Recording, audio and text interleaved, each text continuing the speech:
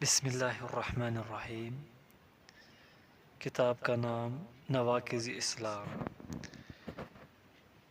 مؤلف مصنف شیخ الاسلام محمد بن عبد الوہاب رحمۃ اللہ علیہ۔ بسم اللہ الرحمن الرحیم۔ جان لے کہ اسلام کے 10 نواقض ہیں، یعنی جن چیزوں سے کسی کا اسلام ٹوٹ جاتا ہے۔ پوائنٹ فرسٹ، اللہ تعالیٰ کی عبادت میں شرک کرنا۔ فرمان الہی ہے، ان اللہ لا یغفر ان یشرک بہ ویغفر ما دون ذلک لمن یشاء۔ بے شک اللہ تعالیٰ اس بات کو نہیں بخشے گا کہ اس کے ساتھ کسی کو شریک کیا جائے، اور جو اس کے علاوہ گناہ ہے وہ جس کے لیے چاہے گا بخش دے گا۔ سورۃ النساء آیت نمبر 116۔ اور فرمایا، انہ من یشرک باللہ فقد حرم اللہ علیہ الجنۃ ومأواہ النار وما للظالمین من انصار۔ بے شک جو بھی اللہ کے ساتھ شریک بنائے سو یقیناً اس پر اللہ نے جنت حرام کر دی، اور اس کا ٹھکانہ آگ ہے، اور ظالموں کے لیے کوئی مدد کرنے والے نہیں۔ سورۃ المائدہ آیت نمبر 72۔ اور اسی میں ہے غیر اللہ کے لیے ذبح کرنا بھی ہے، جیسے کوئی کسی جن یا قبر کے لیے ذبح کرے، اور ان میں سے مشہور ترین اللہ تعالیٰ کی عبادت میں شرک کرنا ہے۔ پوائنٹ سیکنڈ، جس نے اپنے اور اللہ تعالیٰ کے درمیان ایسے واسطے بنا رکھے ہیں جنہیں وہ پکارتا ہے، ان سے شفاعت طلب کرتا ہے اور انہی پر توکل کرتا ہے، ایسا شخص اجماعی طور پر کافر ہے۔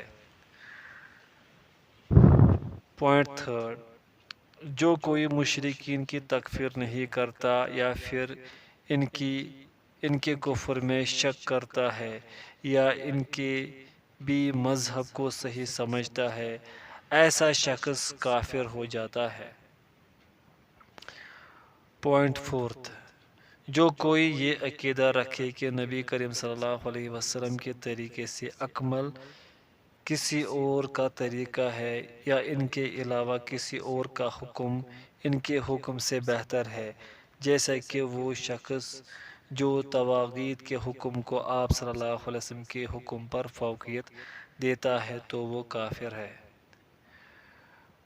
پوائنٹ ففتھ، جو رسول اللہ صلی اللہ علیہ وسلم کی لائی ہوئی کسی بھی چیز سے بغض رکھے اگرچہ وہ اس پر عمل ہی کیوں نہ کرتا ہو، کافر ہے۔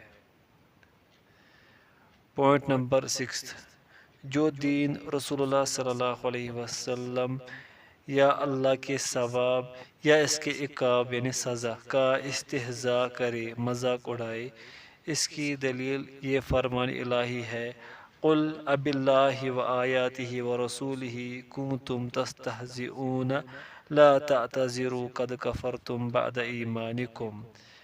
کہہ دو، کیا تم اللہ اور اس کے آیات اور اس کے رسول کے ساتھ مذاق کر رہے تھے؟ بہانے مت بناؤ، یقیناً تم نے اپنے ایمان کے بعد کفر کیا۔ سورہ التوبہ آیت نمبر 65-66۔ پوائنٹ سیونتھ، جادو کرنا، اور اسی میں سے جادو کی دیگر اقسام صرف اور عطف بھی ہے۔ جس نے ان پر عمل کیا یا اس سے راضی ہوا تو اس نے کفر کیا۔ اس کی دلیل فرمان الہی ہے، وَمَا يُعَلِّمَانِ مِنْ أَحَدٍ حَتَّى يَقُولَا إِنَّمَا نَحْنُ فِتْنَةٌ فَلَا تَكْفُرْ۔ حالانکہ وہ دونوں فرشتے کسی کو بھی جادو نہیں سکھاتے تھے، یہاں تک کہ کہتے ہم تو محض ایک آزمائش ہے، سو تو کفر نہ کر۔ سورۃ البقرہ آیت 102۔ پوائنٹ نمبر 8، مشرکوں کی پشت پناہی کرنا اور مسلمانوں کے خلاف ان کی معاونت کرنا۔ اس کی دلیل فرمانی الہی ہے۔ وَمَن يَتَوَلَّهُم مِّنكُمْ فَإِنَّهُ مِنْهُمْ، اور تم میں سے جو انہیں دوست بنائے گا تو یقیناً وہ انہی میں سے ہے۔ سورۃ المائدہ آیت نمبر 51۔ پوائنٹ نمبر 9، جس نے یہ عقیدہ رکھا کہ بعض لوگوں کا شریعت محمدی صلی اللہ علیہ وسلم میں سے باہر نکلنا روا ہے، جیسے کہ خضر علیہ السلام کا شریعت موسیٰ علیہ السلام سے باہر نکلنا روا تھا، تو وہ کافر ہے۔ پوائنٹ 10، اللہ کے دین سے اعراض کرنا کہ نہ اس کی تعلیم حاصل کرے اور نہ ہی اس پر عمل کرے، اس کی دلیل یہ فرمان الہی ہے۔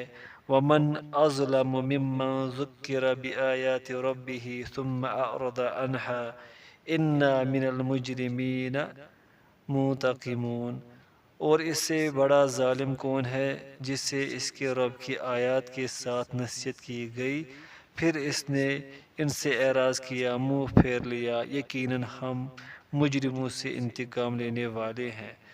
سورہ السجدہ آیت نمبر 22۔ ان تمام نواقض میں اس سے کوئی فرق نہیں پڑتا کہ کسی نے انہیں مذاق میں کیا ہو یا سنجیدگی سے، یا پھر خوف سے سوائے اکراہ میں مبتلا شخص کے، یعنی جسے بزور مجبور کیا جائے۔ ان تمام قاہر چیز سے بڑھ کر خطرہ ہے اور انہی میں اکثر لوگ واقع بھی ہو جاتے ہیں، لہذا ایک مسلمان کو چاہیے کہ وہ ان سے خبردار رہے اور اپنے نفس پر ان کے تعلق سے ڈرے۔